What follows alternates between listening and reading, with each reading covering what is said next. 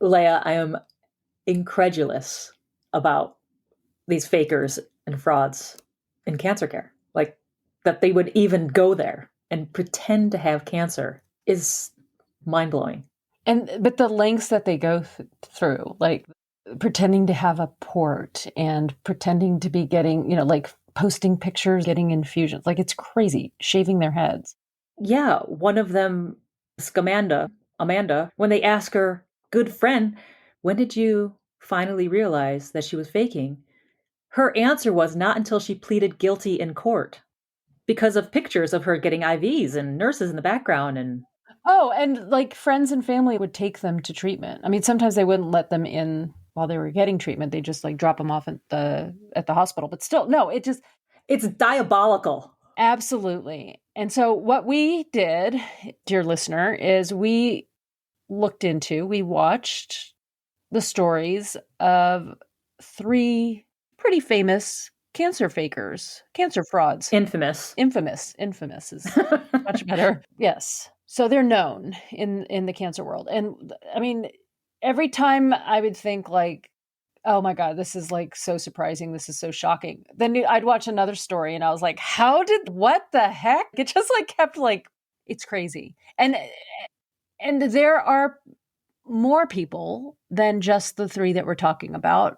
We're going to talk about Belle Gibson, Amanda Riley, and Elizabeth Finch. In Apple Cider Vinegar, Scamanda, and Anatomy of Lies, in that order. Yeah. I'm going to say something right up front. Apple Cider Vinegar, I couldn't even get through the first episode. Oh, I didn't either. But we both watched the 60 Minutes Australia interview with her. So yes, and I watched an actual documentary that was separate because Apple Cider Vinegar is a docudrama at best. Right. But it's not even, I mean, it's not even a docu. I mean, it's fictitious. A fictional, it's a fictional account because I started looking into some of the characters and I realized that they were kind of amalgams. There's this one character, Mila, and I wanted to know more about her. And she was, So anyways, we did not actually finish Apple Cider Vinegar, but it makes sense because we were just kind of doing more of the documentary stuff. Yeah, when I realized it was fictional, I didn't want to confuse my brain with fictional accounts and actual facts. Yeah. So I just put it aside. Me too. And I probably will go back and watch it, but I didn't want to confuse reality with. Oh, that's funny. We did the same thing. We both did it for the same reason. Yeah, no. I was just going to say, I didn't want to confuse reality with fiction, but the whole thing is like fictitious. I mean, you would think that all of it is fiction, but it actually happened. All these people did just outrageously devious, fraudulent, fake cancers for their own benefit.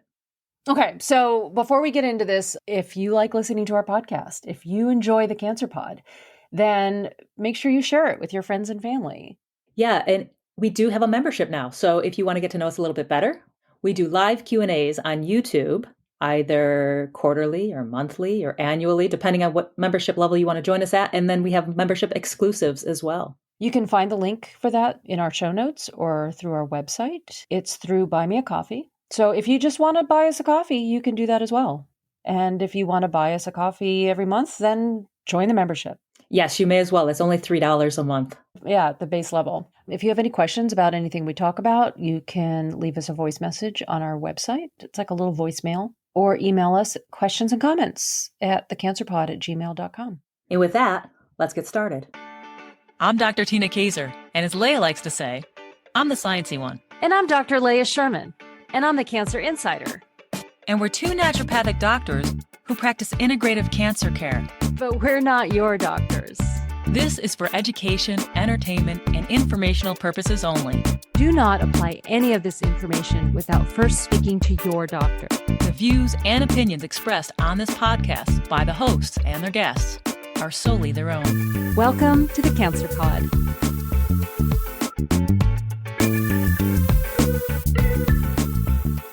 Okay, first of all, just faking cancer in general is kind of a symptom of a mental illness.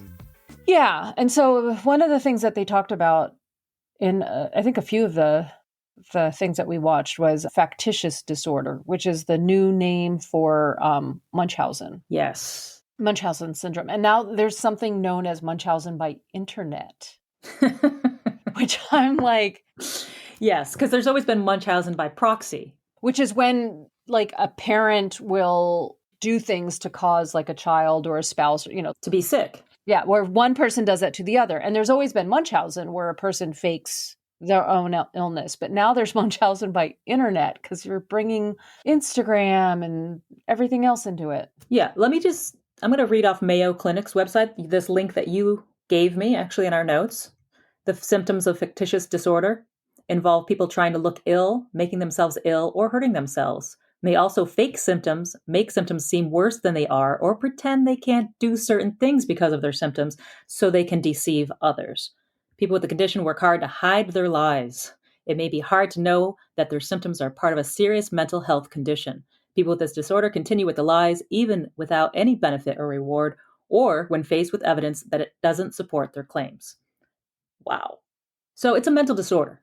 Yes. And I guess on some of the things that we watched, they were kind of asking people, like, why would this happen? Why would you do this? And, there's some thought that it might be due to a history of neglect. Okay. You know what? I didn't look into anything that was remotely empathetic towards these characters, I'll admit. I do realize it's a mental disorder, and that's probably as far as I need to go in my mind. Like, okay, well, there's reasons for that. So I'm a little unforgiving because it's so hideous, their crimes. And I'm just curious as to, like, how does a person become? Yeah.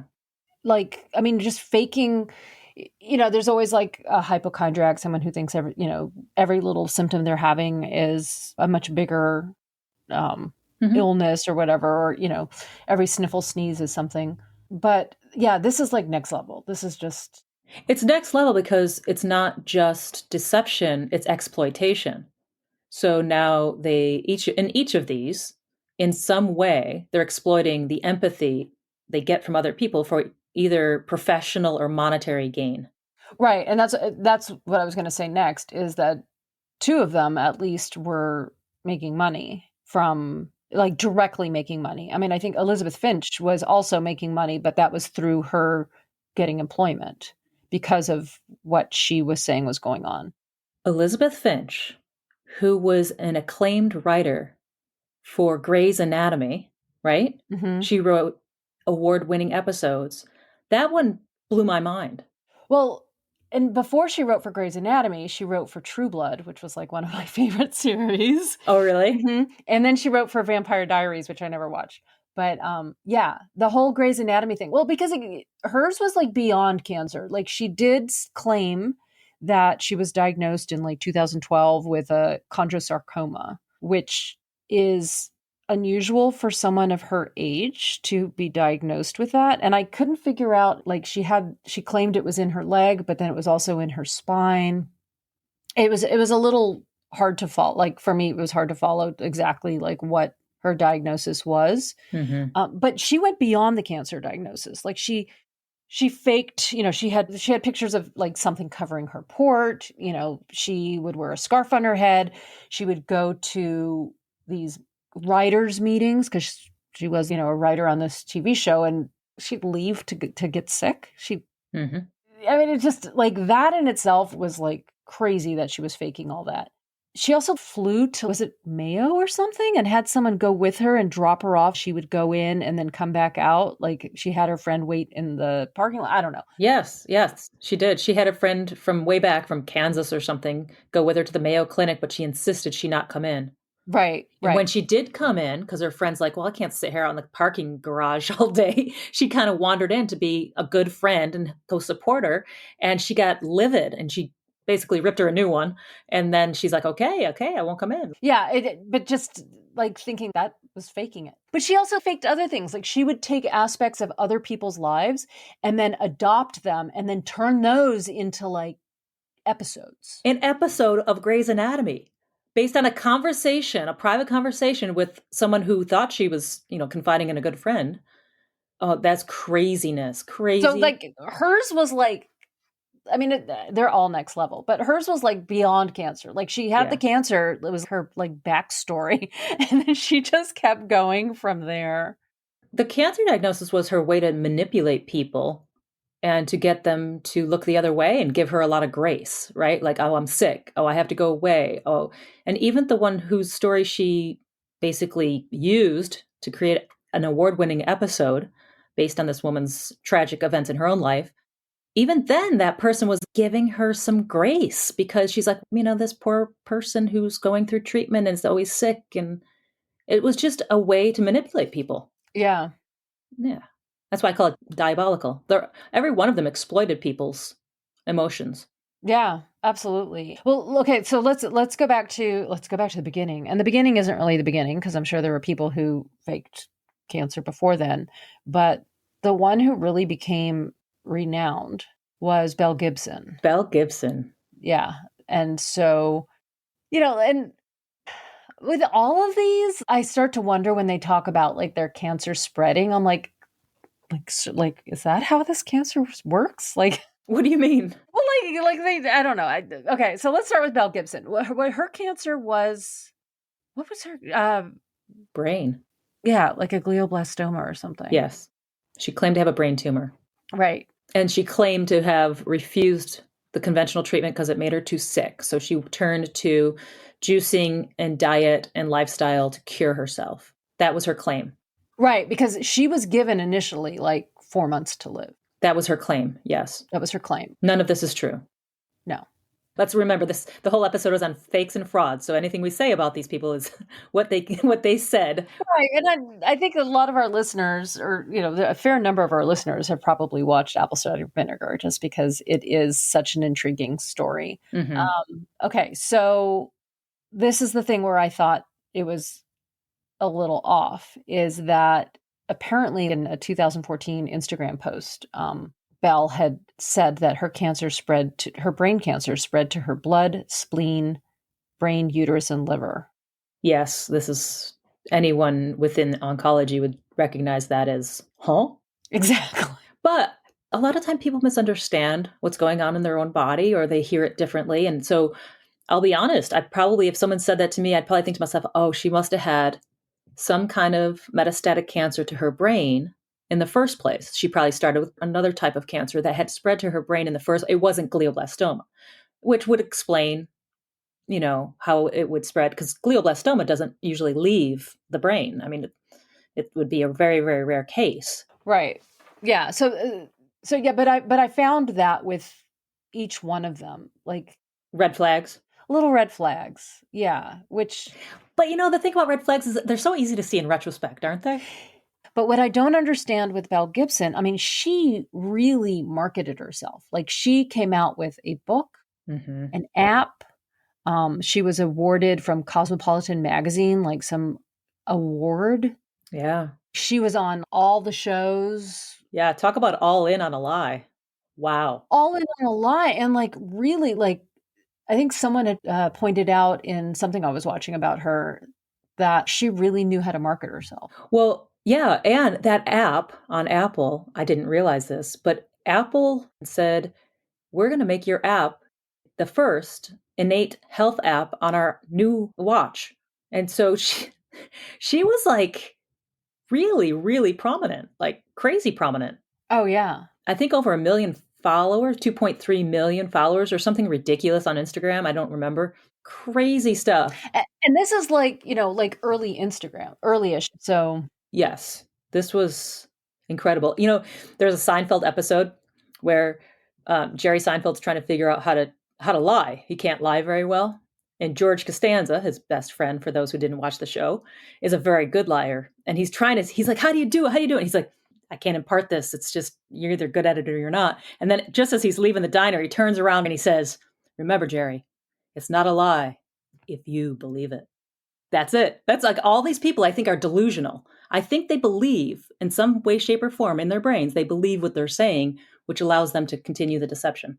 Watching that 60 Minutes interview with Belle Gibson, like she would not admit. No. She was like so in it. She was not going to say, yes, I lied.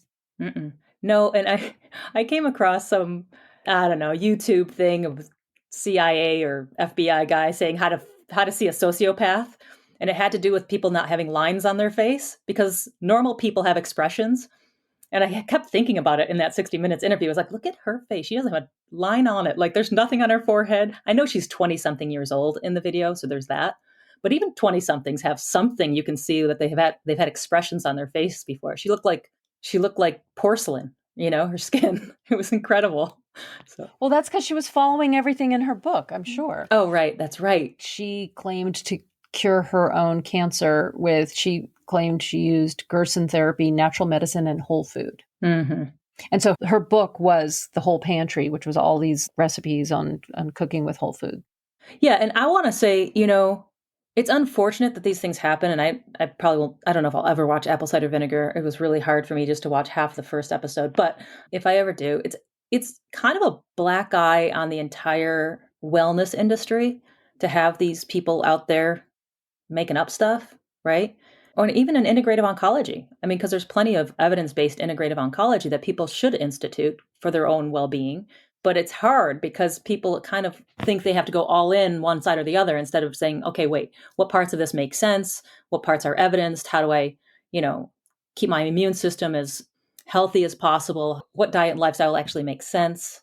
So I just don't want people to think that everything is a bunch of bunk. There is plenty of things that people can do that are helpful.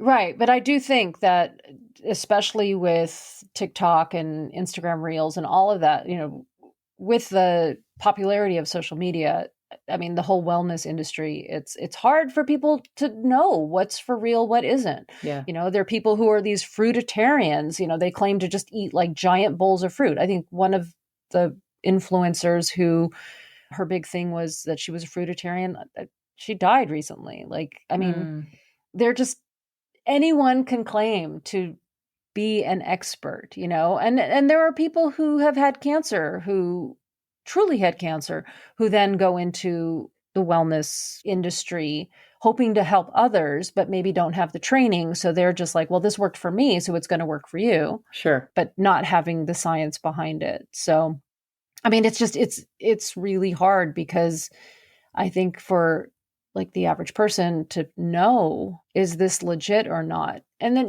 like as cancer people, like we're empathetic to someone who's going through what we went through, Right. and when they're just posting their lives and, you just become so engrossed in like what's going on because you can relate to parts of it. And then it just turns out to be a lie. Like, I still want to know, like, okay, so Elizabeth Finch, her wife, who was a nurse, realized that these things were fake. I mean, besides the fact that like her life was being stolen and put on TV, but she realized that Finchy, as they call her, didn't have a port scar. Yes. And as a nurse, like, I mean, she finally realized it. She finally realized because she saw pictures of, bandages over a port, which in itself I thought was kind of weird because you get a bandage over your port when it's first placed. And then, or this is my experience. And then after that, you just get like a Band-Aid. Like after your port's accessed, you just get a Band-Aid. You don't get like some giant thing covering it. That's like, gauze or whatever. You get those, I forgot what they're called. Is it Tegaderm? Like a Tegaderm. Yeah, you can get that, but you still see it, Yeah. So that in itself was like, that's how she realized like, oh my God, she had a port, but she doesn't have a scar. And then she looked back on her postings and social history and was like putting dates together where Finchy said one thing, she was supposed to be in one place and she was in another. And that wasn't even cancer related. All I could think when her wife, who is a nurse, didn't put all the pieces together, all I could think to myself is how love is blind. How much there is a suspension of disbelief for that whole thing to happen. Yeah, but she also met her wife during a very like traumatic time. I can't remember her wife's name. But they met at Sierra Tucson, which is a rehab facility north of Tucson, Arizona. And it's rehab and mental health, isn't it? You don't have to be an addict to go there. No, you don't, because they also treat people with eating disorders and trauma. And so it was part of a trauma group. Yes. And, she was traumatized by her then husband. and had disassociated. And then I don't know if she, like, I guess self-admitted or if someone admitted her to CR Tucson. But anyway, so she was very, very vulnerable Yes. when they met. And so I kind of give her that, you know, she wasn't in a place, she was fearing for her life because of her then husband, you know, just, Right. Right. oh, she had a lot going on. She had a lot going on, and her kids were at risk of being taken away from her, and with her very, scary looking husband who was abusive. Yeah, sending her threatening messages and just really, so I could see how finding someone who was very attentive and very affectionate and, you know, everything that, you know, Finchy portrayed herself to be, just kind of falling for Sure. Yes. everything that they're saying. But yeah, once your story starts being used as an episode, it just, oh man. Yeah, I've never watched Grey's Anatomy, which is interesting. I've never actually seen the show. Oh, really? Mm-mm. I mean, I know of it. It's been around for 20 years, hasn't it? 20 plus years, but I've never actually watched it. Oh, I watched it initially, and then it just kind of like all of those shows, it just starts to kind of go off. I don't know. Yeah.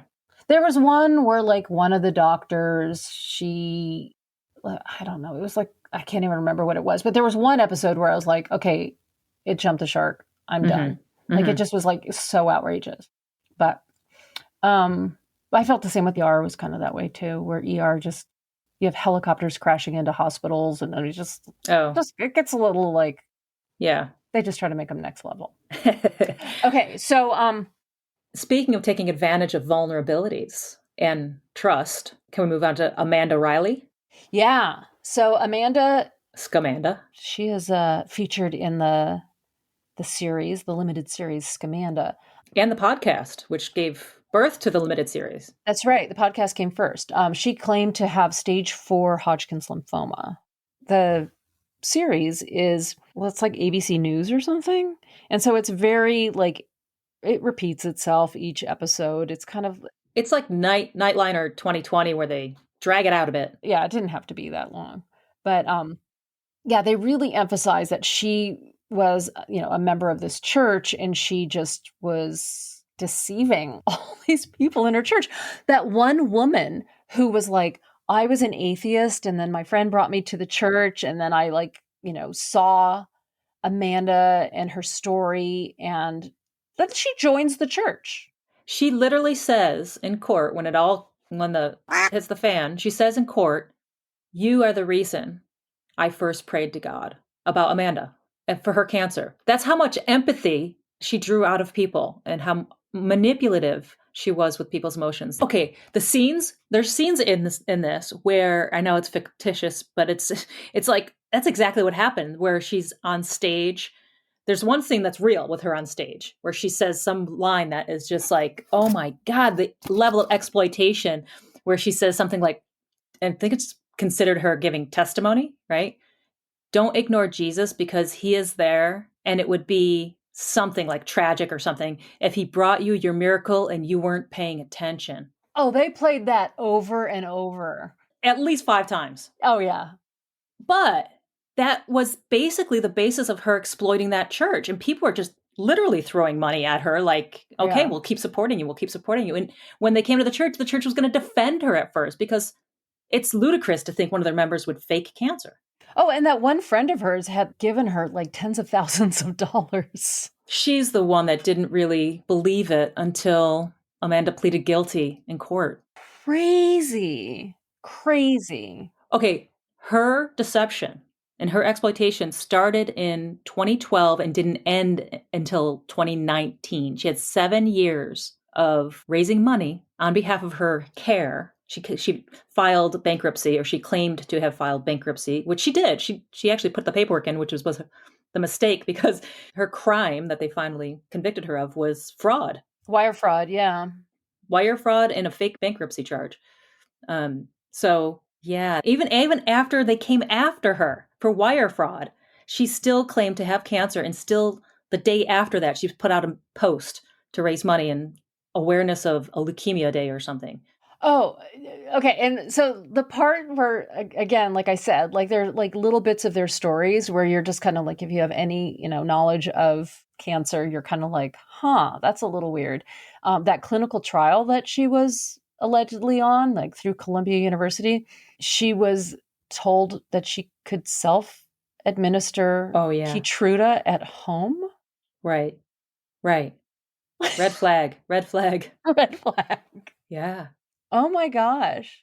And then and then the photograph, like all of the medical equipment, and like again the photograph of she's got her port, and she's hooked up to oxygen, or and she's got infusion.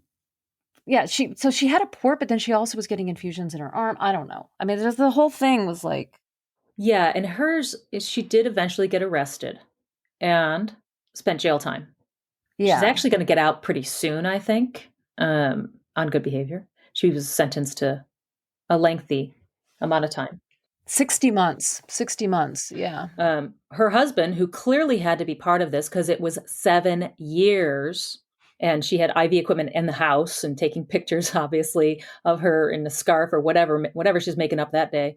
Lots of pictures online, very convincing. I mean, to the point where when you and I brought this up, you were like, wait a second, this looks legit because she looks, she's got an IV and she's in an IV room, but she did a spectacular job of getting herself in the hospital and then taking a bunch of pictures. Yeah, I don't know if it wasn't so much like she looks legit. I'm just more like, how do you pull that off? Yeah. I mean, she would get medical equipment, which I suppose now you could order, through Amazon.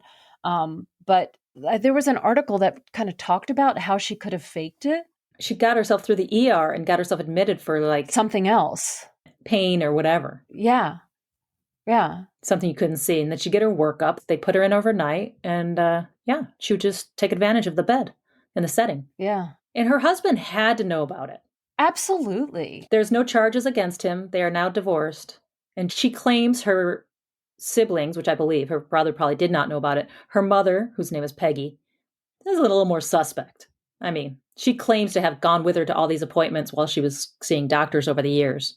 Hard to believe that her mother wasn't someone involved, but there's no proof of it. So yeah, I mean, how do you go to doctor's appointments when someone doesn't have cancer and sit there and your take-home message is, okay, they have cancer? I really liked the detective in Scamanda, Private Detective Martinez. I really liked him. Wasn't he he wasn't a PI, was he?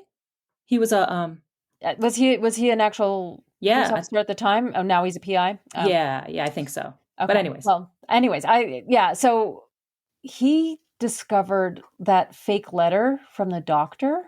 Mm-hmm. Like there was a letter that I guess was altered. Yeah. And then he I like these connections that, to like my life, because then I'm like, oh, wow. So she had said that she was like a patient at City of Hope. That's right. Mm-hmm. And, they can't say whether or not, they can't give a lot of information. Right. They're patients. Because of HIPAA laws. Mm-hmm. Yeah. But apparently he found out that she was never a City of Hope patient. Well, they could say that because she wasn't a patient, so they weren't protecting any patient privacy, because they could say that. They could say, well, she hasn't been here. So had she been a patient, they would have to say, we can't say. Exactly. But yeah, and he had talked about like what her disorder is, like an extreme form of narcissism. Mm-hmm. Interesting. So Scamanda's a little confusing in that Amanda was the nanny and teacher of a couple's child who had cancer. That couple, they end up divorcing. That's Corey and his wife, whose name is Alida. His wife's name is Alida. So Alida and Corey are married. They have a child with cancer whose name is Jamie. Mm-hmm. Jamie needs someone to both teach her at home as well as oversee her like a nanny. And Amanda gets hired to do this. And Jamie has cancer. Like legitimately. Legitimately, this child has cancer. So that's how it all starts. Fast forward a few years, Corey divorces Alida, marries Amanda, right? Red flag. Hello. And so this Jamie person, the child who grows up, she's also interviewed in Scamanda. I find her to be one of the more compelling characters because she's very mature and she's talking about her perspective from a child's perspective, watching all of this unfold. Her mother and her stepmother, who clearly are arch enemies in real life. Well, they were trying to take her away. I mean, they did. They did. Like, they were, like, saying that Alita was, like, an unfit mother, and, yeah, they took. Yeah. So there's a whole lot of drama in Scamanda that is not even cancer related. I was incredulous about. This is just like not a good person. I mean, Not good people. Corey Yeah. either. I mean, right. yeah. Incredible. And there's another child that was not in there. She opted out of the whole thing. That was their child. That was Corey and Amanda's child. Her name's Jessa. Yeah. And Jessa opted out, which I don't blame her.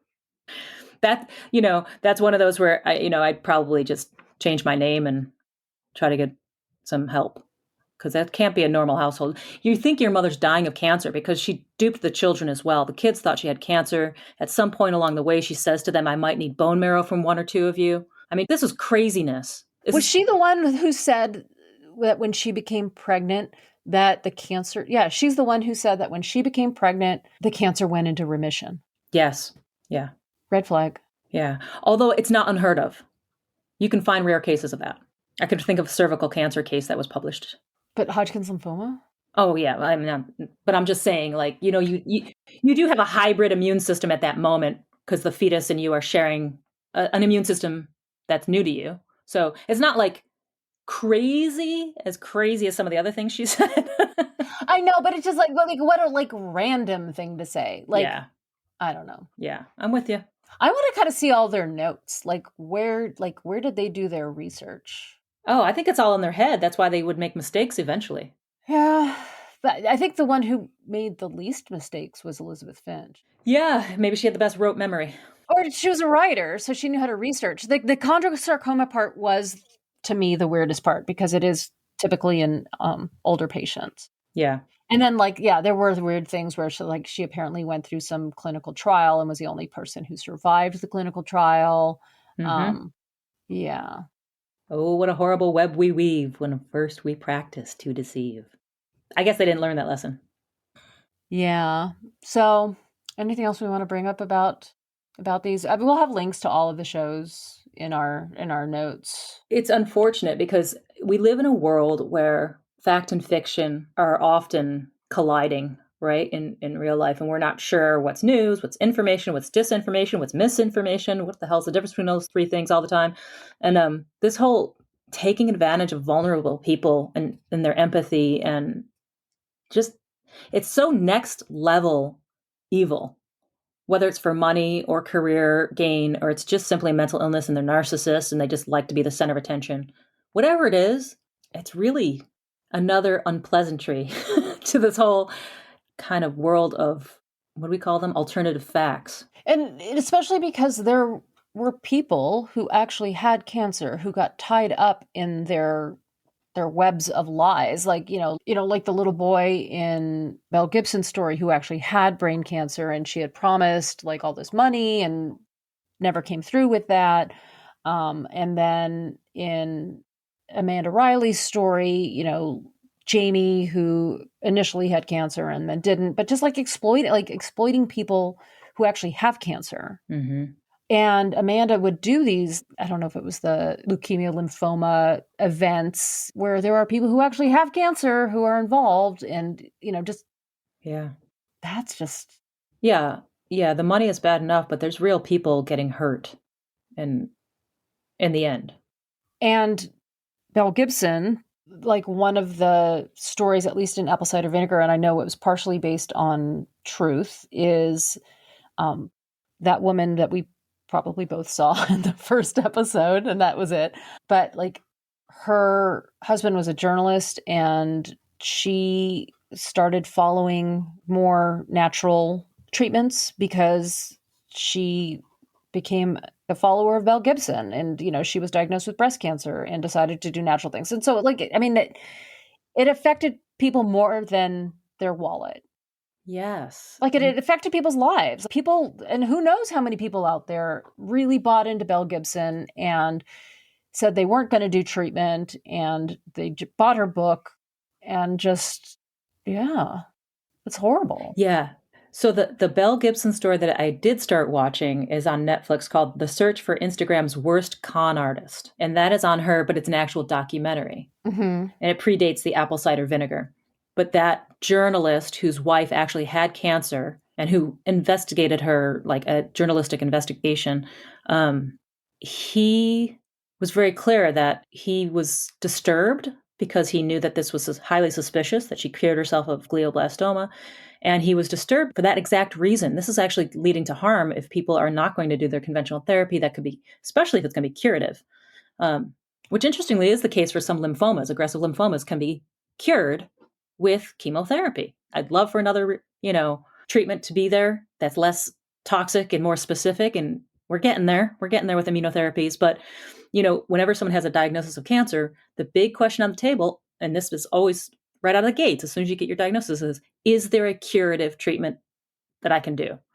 And if there's a curative treatment that's been reliably used, that's the direction you should try to go in, and then make that as tolerable as possible if it happens to be chemo. So to your point, the disservice was who knows how many people took a route of juicing or dietary stuff and refused treatment altogether. Yeah. Or delayed it greatly, which we know delaying is not a good idea. I mean, that actually is proven in studies. Delaying is a bad idea. Get on it, and if there's cure, do it. Do that treatment, and hopefully you come out the other side without any cancer. But yeah, I think that's the biggest offense of all of these too. I mean, money's just money, but anyone who bought that idea and is no longer with us because of it is the true tragedy. And I'm sure that that's the case. Yeah. Yeah. Yeah. So the documentary, I think I'm going to finish watching. I just watched one of two of those episodes so far on Belle. Yeah, I downloaded to watch that one. Yeah. I think I started watching it. I started getting confused, honestly. Yeah, me too. This was a lot to take in. Yeah. Because they have overlaps. They all exploit people, take advantage of vulnerabilities, and have absolutely no conscience at all. Yeah, and I think the only one, who wasn't like a wellness influencer kind of, claiming Elizabeth Finch was the one who wasn't she was profiting off of her history of cancer. Yes. But it wasn't the same as the other two. Not that it was any better. It was really warped. But yeah, she kind of threw her brother under the bus by accusing him of things that he didn't do. Oh my God. Because it was something that happened to someone else, someone who confided in her, and then she turned it into being her brother, and then claimed her brother had killed himself after it was actually her wife's ex-husband killed himself. Oh my God, I'm not laughing. I'm just so, like you said, incredulous. Yeah. And so then she, completely accused her brother of these awful things. To her parents. She even said it to her own parents. They're like, huh? Yeah, I mean, I actually thought that show was very good. It was decently done. Anatomy of Lies was well done. I like the documentary that I'm watching on Belle Gibson. I think apple cider vinegar is really, maybe there's supposed to leave a bad taste in my mouth, but it's apple cider vinegar. And Scamanda is kind of hokey, but it's like we said, it's more like an ABC News special run out. On that note, just that reminds me, the podcast is much better. I thought the podcast was actually better than the special on Hulu. So, and the woman who did the podcast, she's in the show, right? She's in the TV show. Yeah, it's that whole, like you said, 60 minutes kind of, not a 60 minutes. It's more like a 2020 kind of. Yes. One of those. Yeah. I mean, and they have reenactment type things and mixed in with the real footage. Okay. That's the other thing that I think is incredible is the real footage. Oh. Because this is the time of cell phones and Instagram and all of that. And some of the footage that they have, it's pretty amazing that someone was recording this. Even Anatomy of Lies. Someone's got a camera out and they're filming, Elizabeth with her wife's kids and all of these things. It's just, it's really crazy. I mean, again, there is, this reenactment. Yes. But there's also actual footage. And what they've obtained is really incredible. So Yeah. Yeah. The actual footage is more my style. I want to see the documentary. I don't really need the artistic license. These people's stories are already outlandish enough. On that note, I'm Dr. Leah Sherman. And I'm Dr. Tina Kaiser. And this is the Cancer Pod. Until next time. Thanks for listening to the Cancer Pod. Remember to subscribe, review, and rate us wherever you get your podcasts. Follow us on social media for updates. And as always, this is not medical advice. These are our opinions. Talk to your doctor before changing anything related to your treatment plan. The Cancer Pod is hosted by me, Dr. Leah Sherman, and by Dr. Tina Kaiser. Music is by Kevin MacLeod. See you next time.